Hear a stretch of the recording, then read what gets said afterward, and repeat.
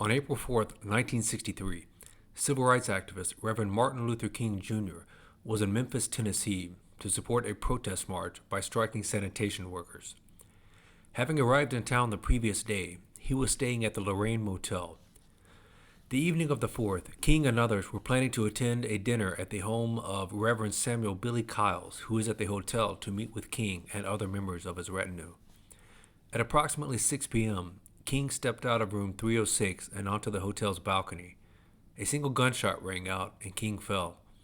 The bullet had entered the right lower facial area around the chin, penetrated downward, and severed his spinal cord. He was pronounced dead at St. Joseph's Hospital at 7:05 p.m. On June 8, 1968, a career small-time criminal and escaped prisoner from Missouri named James Earl Ray was arrested at Heathrow Airport in London trying to board a flight to Belgium. He had aroused the suspicion of airport authorities due to his possession of multiple Canadian passports and was found to be carrying a pistol on his person. He was taken into police custody, where it was eventually discovered that his true identity matched that of the man who was wanted in the United States for the murder of Martin Luther King Jr.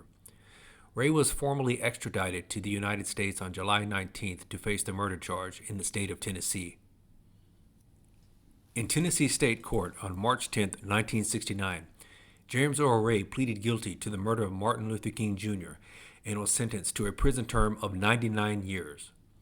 Ray would later recant his admission of guilt, claiming he was under duress and coercion, and would unsuccessfully seek a new trial. As doubts and skepticism over the official version of King's assassination grew over the years, two of King's former associates, Reverend Ralph Abernathy and anti-war activist William Pepper, met and interviewed James Earl Ray in prison in 1978, where he detailed his version of events. The interview and facts relating to the larger conspiracy allegedly behind King's death are dealt with at length in Pepper's monumental work, The Plot to Kill King: The Truth Behind the Assassination of Martin Luther King Jr. In this video, I will first present the state of Tennessee's case against Ray, which has become the official version of events as promoted by the government media industrial complex. After that, I will present Ray's own version of events as communicated in his 1978 prison interview with Ralph Abernathy and William Pepper. James Earl Ray had been serving a 20-year prison sentence in Missouri for the armed robbery of a grocery store in St. Louis, Missouri in 1959, when he escaped from prison on April 23, 1967. Drifting from place to place throughout the country, he began stalking Martin Luther King the weekend of March 17, 1968, when King was in Atlanta. A few days later, Ray was in Selma, Alabama, where King was scheduled to organize for his upcoming Poor People's Campaign protest movement in Washington, D.C. The last week of March, Ray traveled from Atlanta, where he had been renting a room in a housing project under the name of Eric S. Galt, to Birmingham, Alabama, where he bought a .30-06 Remington 760 Game Master rifle at the Aero Marine Supply Company. He drove back to Atlanta before arriving in Memphis on April 3rd, the same day King arrived. On the afternoon of April 4th, Ray drove into downtown Memphis and rented a room at a rooming house at 422 South Main Street. The room he chose was near a rear-facing bathroom which overlooked the balcony of the Lorraine Motel. At some point in the afternoon, Ray drove to the York Arms store on South Main Street and bought a pair of binoculars. Upon his return, he parked his 1966 white Ford Mustang in front of the Canipe Amusement Company, next to the rooming house. At approximately 6 p.m., Ray fired a single shot from the window of the bathroom, fatally striking Martin Luther King, who was standing on the balcony outside his room at the Lorraine Motel. Immediately after, Ray ran to his room, gathered up his belongings, including his rifle and the pair of binoculars, into a bundle, ran downstairs to the street, dropped the bundle in the doorway of the Canipe Amusement Company, hopped into his Mustang, drove to Atlanta, and abandoned the Mustang there. He made his way to Canada and then to Europe, where he was finally arrested at Heathrow Airport in London on June 8, 1968. He had in his possession 2 Canadian passports in the name of Raymond George Sneyd.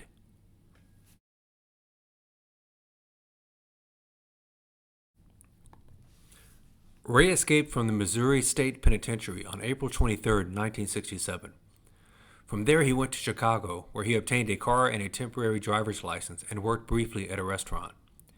A few weeks later, he went to Montreal, Canada, where he robbed a brothel of $1,700 and began hanging out at local bars near the docks, seeking passage out of the country on a freighter, or hoping to perhaps encounter a drunken sailor whose identity documents he could steal.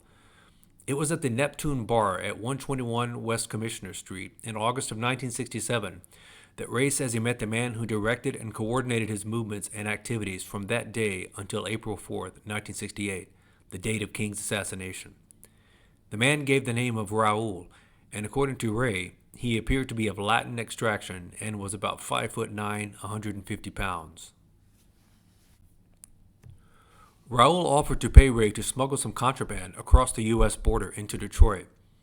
After a successful trip, Raul gave Ray $1,500 and told him to move to Mobile, Alabama, and await further instructions for more assignments. Thus began the mysterious, fateful relationship between James Earl Ray and the man known to him as Raul. Raul would have Ray travel to and stay in different cities through the U.S., such as New Orleans, Los Angeles, and Birmingham, leaving a phone number where Ray could reach him for instructions. Raul would occasionally meet Ray and give him tasks to do or objects to buy, even sending Ray on a smuggling expedition into Mexico.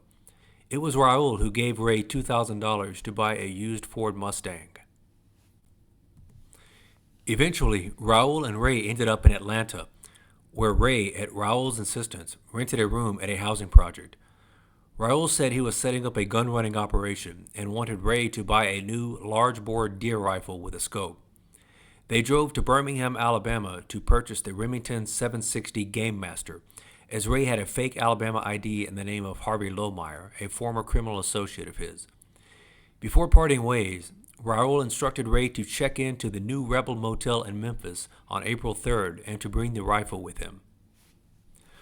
Raul met Ray at the motel, where Ray gave the rifle to him, and Raul told Ray to meet him the next day, April 4th, at Jim's Grill at 3:30 p.m. According to Ray, that was the last time he ever saw the rifle. The next day, Ray met Raul at Jim's Grill and rented a room in the rooming house above the restaurant under the name of John Willard. Raul, who had come to Ray's room, sent Ray out to buy a pair of binoculars. When Ray returned, Raul gave him $200, telling him to go see a movie and come back in a couple of hours, as Raul had to meet an important gunrunner and take him to the outskirts of town to try out the rifle. Ray got into his Mustang and pulled into a gas station between 5:50 and 6 p.m. to have his flat spare tire repaired. An attendant told him he didn't have time to fix his tire, and Ray heard an ambulance race past, sirens blaring. He tried to drive back to his rooming house, but the street was blocked off and a police officer motioned him to turn around. Fearing something was wrong, he started driving south toward Mississippi. It wasn't until he had reached Grenada, Mississippi, that he heard on the radio that Martin Luther King Jr. had been killed. When he heard that police were looking for a white male in a white Mustang, he realized he might have been involved with the man or men who had conspired to kill King. He drove to Atlanta, abandoned the car, and then made his way to Canada and eventually to Europe, where he was arrested in London.